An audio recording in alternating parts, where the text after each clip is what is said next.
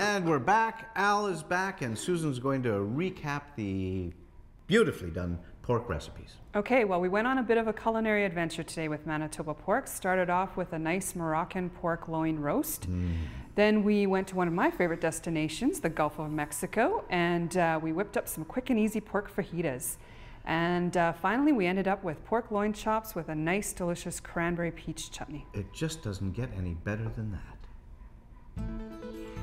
The recipes for this show and the complete series of great tastes are available at Manitoba Liquor Marts online, on the Food Manitoba website. And now for some perfectly placed pairings for pork. Al? Thank you, Jim.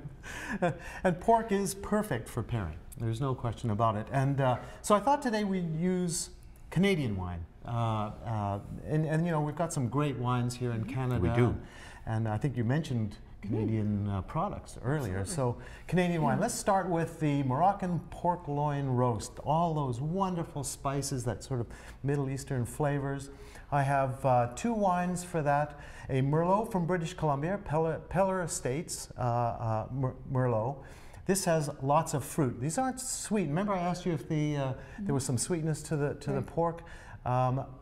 Even if there's sweetness, these have fruit, the wines that I'm bringing to this, and that's what I want to match with it. So the Merlot has lots of fruit to it.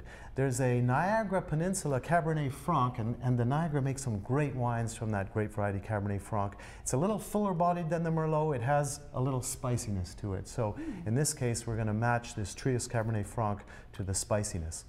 This takes us to the fajitas. I've got two wines for that.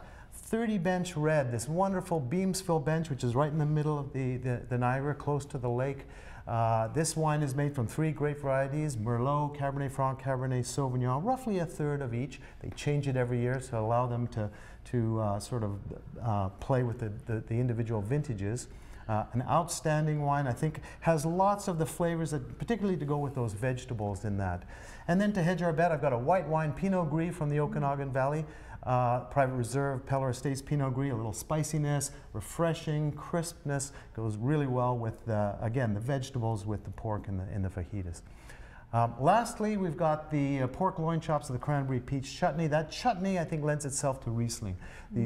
I've got two Rieslings, 30 Bench Riesling from the Beamsville bench, and Trius Riesling from the Niagara Peninsula.